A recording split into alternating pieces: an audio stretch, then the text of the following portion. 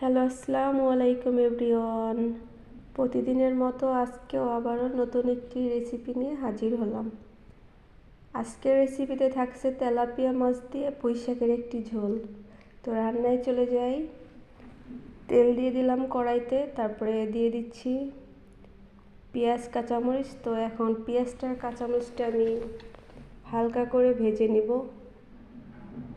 তো হালকা আমার ভাজা হয়ে গেছে, এখন আমি দিয়ে দিচ্ছি জিরা বাটা, রসুন বাটা, তারপরে দিয়ে দেব হলুদ গুঁড়ো, দিব সামান্য মরিচের গুঁড়া,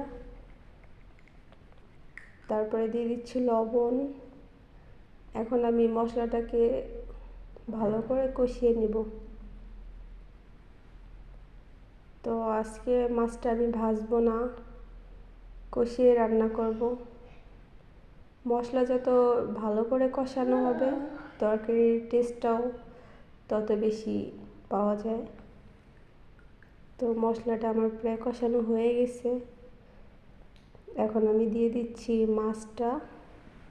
তো মাছটা দিয়ে এখন ভালো করে কষাতে হবে।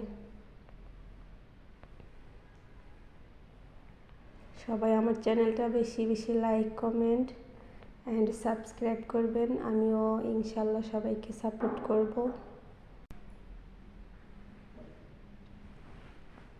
তো আমার মাছটা কষানো হয়ে গেছে, এখন দিয়ে দিচ্ছি শাক, পুঁই শাক। তো পুঁই শাকটা দিয়েও আমি কিছুক্ষণ ঢাকা দিয়ে রাখবো, হালকা কষিয়ে নিব। তো সবাই যারা আমাকে বেশি বেশি সাপোর্ট করেন, আমার পক্ষ থেকে সবাইকে অনেক অনেক ধন্যবাদ। তো এখন আমার শাকটাও কষানো হয়ে গেছে, এখন আমি মাছগুলো দিয়ে দিচ্ছি।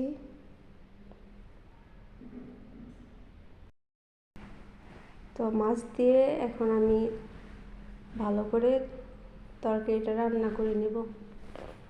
তো খুবই খারাপ লাগে তখনই যখন আমি একটা আইডিকে সাপোর্ট করি বাট ব্যাক পাই না, তখন নিজের কাছে খুবই খারাপ লাগে। আসলে আমরা যারা ছোট ইউজার আছি, নতুন চ্যানেল খুলছি, সবাই সবাইকে বেশি বেশি সাপোর্ট করলে সবার চ্যানেলটা এগিয়ে যেতে পারবে। তো সবাই সবাইকে বেশি বেশি সাপোর্ট করবেন। কারো সাপোর্ট ছাড়া কেউ কখনো এগিয়ে যেতে পারে না। তো সবাই ভালো থাকবেন, সবাইকে জানাই অসংখ্য ধন্যবাদ।